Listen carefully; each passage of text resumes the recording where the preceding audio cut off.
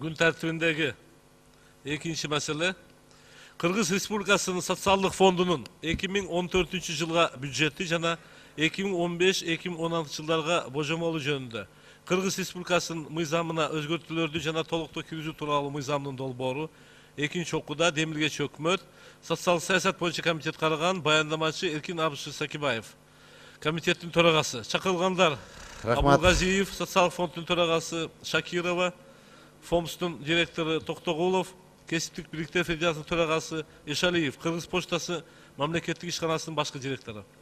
Сөз сизде, Эркин Абышевич. Рахмат, саламатсыздар, урматтуу коллегалар, урматтуу чакырылгандар. Аталган мыйзам долбоору 15-жылдын 11 февралында мыйзам долбоору биринчи окууда кабыл алынды. Бул мыйзам долбоорун экинчи окууда талкуулаган убагында Кыргыз Республикасынын Жогорку Кеңешинин депутаты Бекешевдин социалдык фондунун 1500 кызматкерлеринин жашоо тиричилигин жакшыртуу үчүн займ сууда катары бериле турган 12 миллион сомду негизги муктаждыкты жабалбастыктан бул сумманы бюджеттин профицитине жиберүү боюнча сунуш берген. Социалдык фондунун кызматкерлери мамлекеттик кызматчы болуп эсептелинбейт. Социалдык турак жай программасы боюнча жеңилдетилген түрдө батирлерди алууга укугу жок. Ошон үчүн социалдык фонд кызматкерлерин социалдык жактан колдоо максатында кадрларды бекитүү максатында экинчи жана үчүнчү окууга бул берилген каражаттар кайра кайтарылуусун эске алып, комитет бул сунушту колдогон жок. Финансылык жыл аяктоосуна байланыштуу жана социалдык фондунун кызматкерлеринин суудага берилүүчү суммасы 12 миллион сом 15-жылдын сметасына которулду. Мыйзам долбоорун бул суммага такталып, сиздердин карооңузга экинчи жана үчүнчү окууга киргизилип жатат. Февраль ай кыска билесиңер, ошону эске алып, бүтөөрүн эске алып, экинчи жана үчүнчү окууда колдоп берүүңүздү суранам. Рахмат, урматтуу депутаттар, суроолор барбы? Суроолордун азыр болсо керек, 14 жыл уже бүттү дегенде. Дастан Алабаевич сөз, анан сизге майрам келди. В принципе, суроо мындай жок да, просто жөн эле мындай талкуу катары.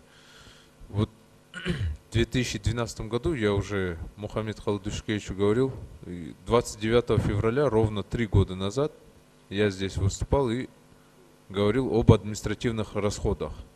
Тогда на 40 миллионов социальный фонд закупил компьютерную технику, сервер, обещали автоматизировать.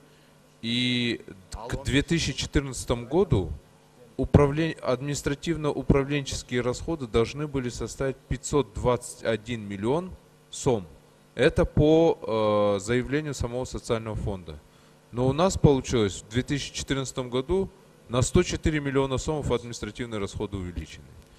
Я считаю, что у нас очень много проблем, и можно было бы нагрузку на республиканский бюджет даже снизить.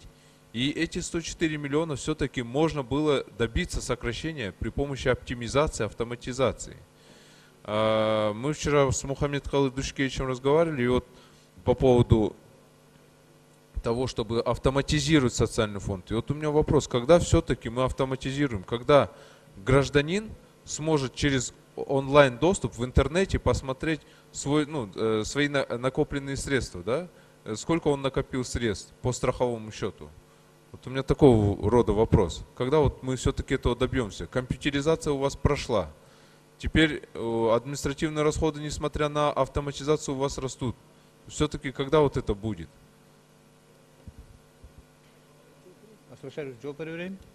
Саламатсыздар, урматтуу депутаттар. Дастан Алабаевич, бул жөнүндө сиз менен да кечээ сүйлөштүк. Да, биз айтканбыз, башында ушу 12-жылы 151 адамга кыскартабыз дегенбиз, анын 30 адамын кыскартканбыз. 121 адамды кыскартуу боюнча ошол биздин жана компьютердик техникалар менен жабдуу, андан кийин программаларды жайылтуу боюнча иш-чаралар каралган.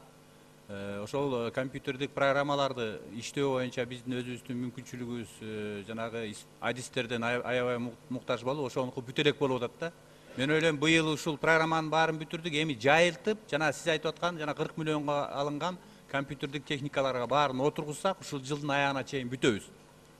Анан жана сиз айтып аткан сөздөрдүн биз танбайбыз, ошондой максатыбыз болгон, бирок жанагындай техникалык жактарга байланыштуу биз ошону жаза алган жокпуз.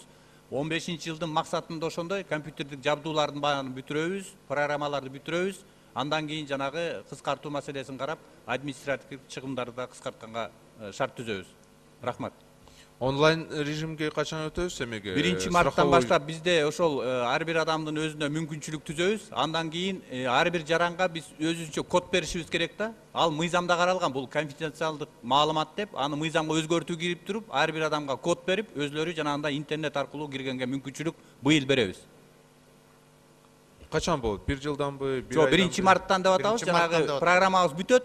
Элге жайылтуу жана мүмкүнчүлүктү берүү, мыйзамга өзгөртүү кирип туруп, андан кийин алып келебиз. Ал ушул жылы бүтөт деген максаттабыз да биз. 1-марттан менин оюмча жетишпейсиз го. Жок, программаны бир жума бүтүрдүк. эле калды да. Жок, программаны бүтүрдүк. Эми жана элге жайылтуу максатын 1 жыл сурап атабыз да. Элге түшүндүрүп айтыш керек, анан код бериш керек ар бир адамга. Хорошо. Анда эмдиги жыл 1-мартта. Ушул жылдын аягына чейин деп атабыз да. 1-мартка биз программабызды даяр кылдык, азыркы 1-март. Түшүнүктүү анда.